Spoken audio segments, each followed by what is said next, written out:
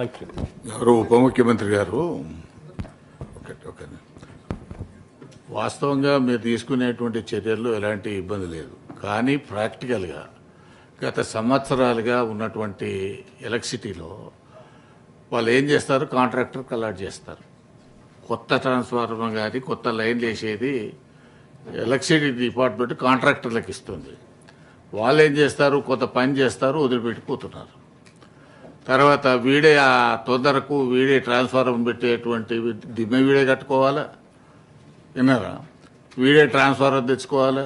అసలు చట్టం ప్రకారం మీరు చెప్పే దాని ప్రకారం ఏంటంటే మీరే ట్రాన్స్ఫార్మర్ తెచ్చి దిమ్మె మీద పెట్టి పోవాల్సినటువంటి అవసరం ఉంది. కాలిపోతే కూడా ఫోన్ చేస్తే మీరే వచ్చి ట్రాన్స్ఫార్మర్ తీసుకుపోయి మళ్ళీ ట్రాన్స్ఫార్మర్ పెట్టాలి. కానీ ప్రాక్టికల్గా ఇవన్నీ ఇంప్లిమెంటేషన్లో జరగడం లేదు. ఇది వాస్తవం. నేనే ప్రతిసారి ఊరికి పోయినప్పుడల్లా వచ్చినప్పుడల్లా నేను ఎస్సీకి ఫోన్ చేసి అయ్యా వీళ్ళకు బండి పెట్టేటనే విషయాన్ని నేనే చెప్తున్నాను. ఇది ఇంకా మధ్యలో సాక్ష్యం కూడా కాదు, నేనే స్వయంగా ఫోన్ చేసి ఎస్సీకి మన సబ్ స్టేషన్కి సంబంధించినటువంటి ఏఈకి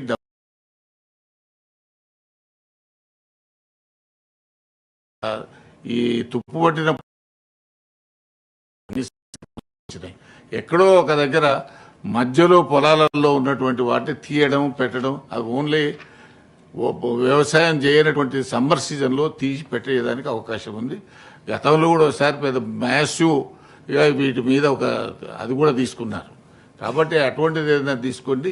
కానీ ఇంత మీరు చెప్పినంత స్మూత్గా గ్రౌండ్ లెవెల్లో లేదు.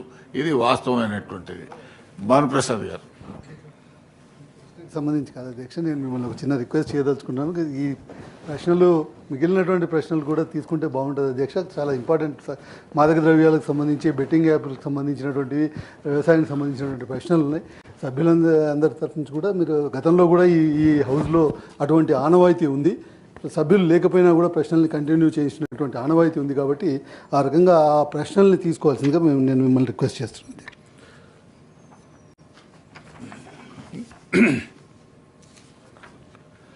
Question number 4480, Shravan Kumar Dasoju is not there. Deemed to be answered. 4485, Shravan Kumar Dasoju. Honorable member is not there.